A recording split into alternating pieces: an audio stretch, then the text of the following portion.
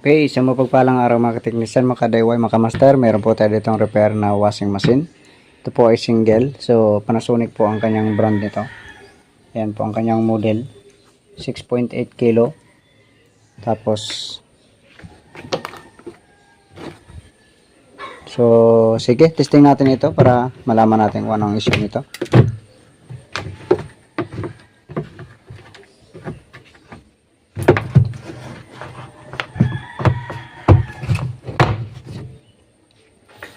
Saksak muna natin.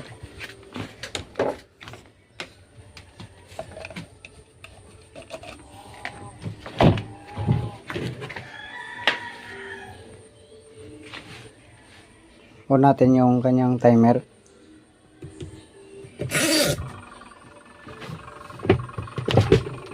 Ako hindi na umiikot.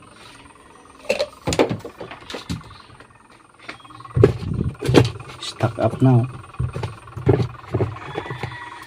Buksan muna natin sa likod.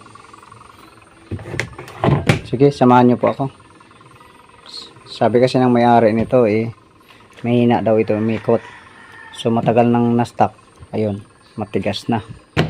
So tingnan muna natin sa likod. Okay, sige, samahan nyo po ako.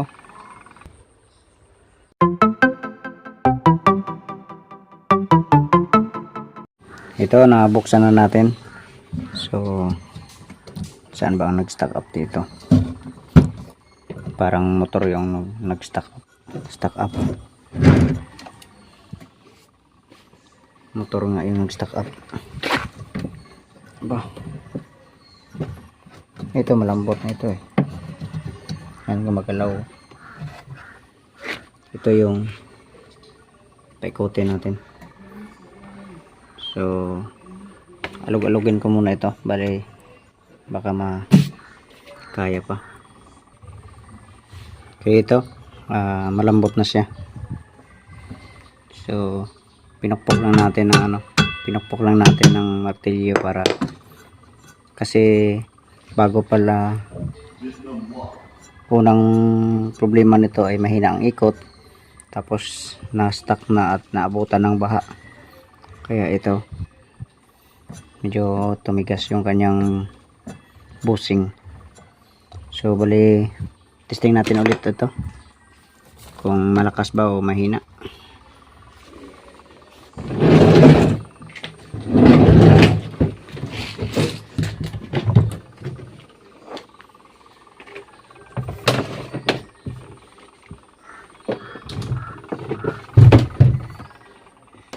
Saksak natin. Ayan.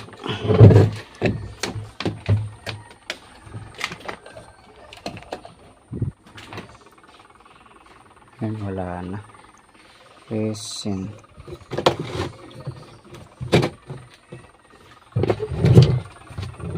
Wala na.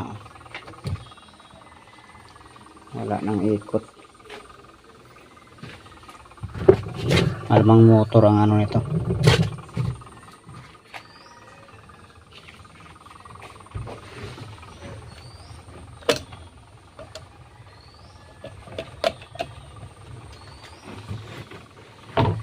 Wala na.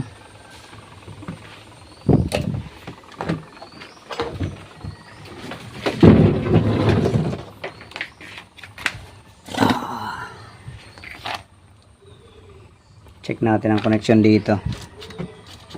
Kung may reading pa yung mga winding. Check natin yung kanyang winding. Okay naman, may reading naman. Normal naman ang reading. Dito tayo sa sa plug. Bali, umaandar po ang nito, ang kanyang timer. Ayan.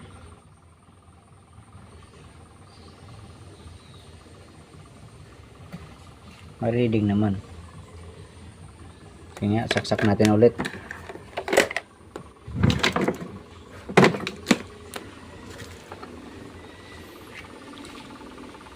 Kanina kasi itong timer lumalagatek pero parang hindi nagkakaroon ng select. Tapos pinihit ko siya uli papuntang 45 minutes. Sige, testing natin.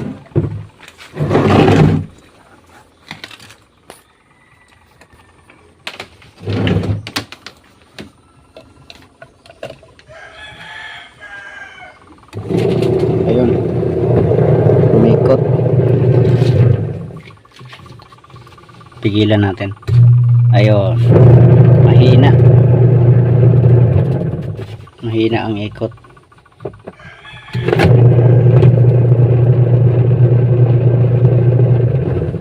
Pigilan natin.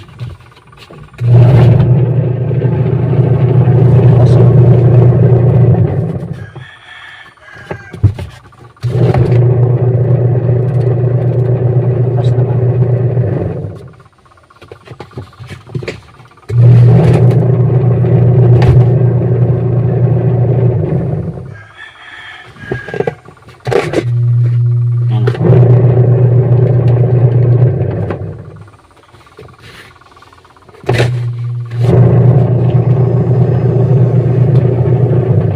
Mahina nga siya.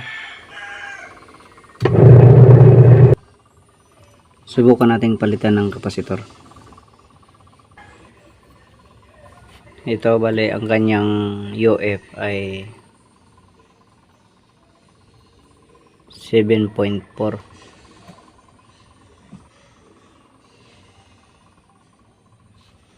Ayan, 7.4. Meron tayong 10 UF. Bale sinukat natin ito 9.2 lang. Sukatin din natin ito kasi napalitan na rin ito ng ng kapasitor. Ayan, meron na siyang tape. Sukatin natin ito. Ito, nakakabit na yung test rod natin. 7.1.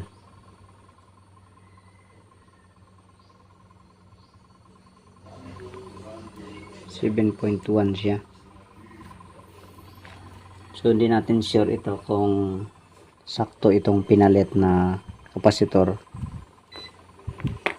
kasi nakaranas na ng palit ng kapasitor at ang kanyang motor ay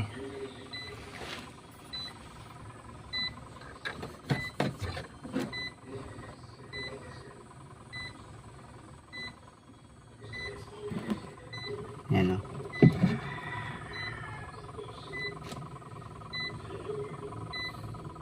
7.5 UF.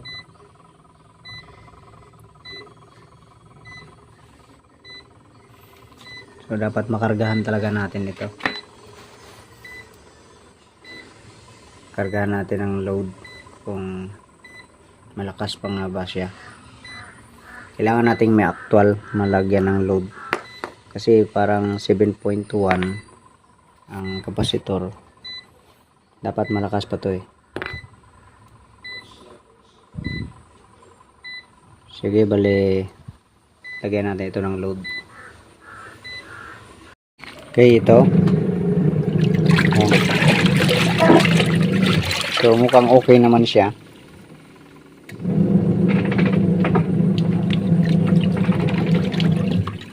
Ayan, so mukhang okay naman.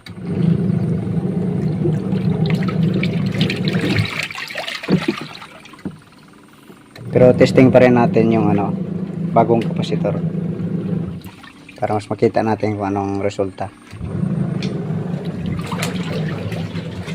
Pinutin muna natin. Kabit natin yung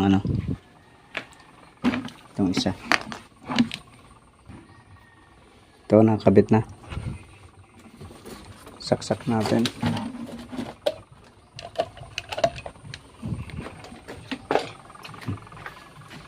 So kanina pala yung pangalawa nating saksak kanina, kaya pala hindi gumagana kasi naka-sock pala siya, nakababad. Lagay natin dito.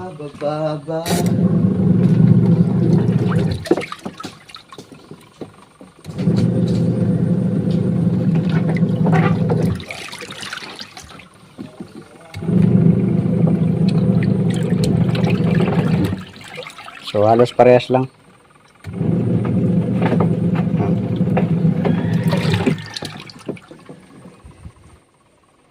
Tingnan natin yung motor sa loob.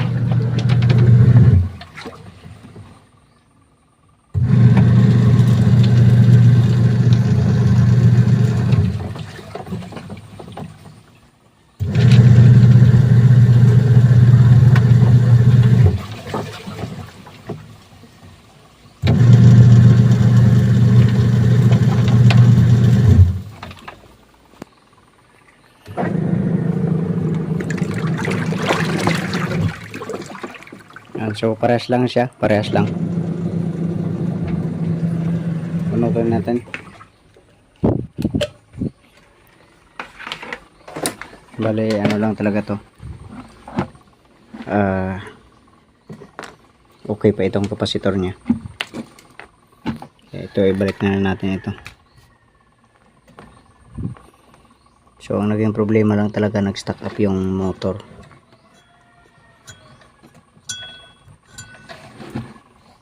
Okay, sige. Palitan na natin to. Balik na natin yung dati. Ito, natakpan na natin. Testing natin ulit.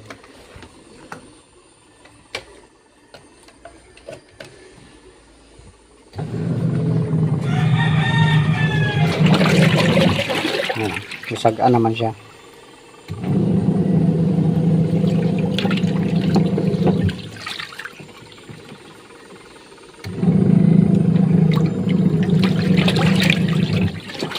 Okay, so bale stack up lang yung ano, kanyang motor.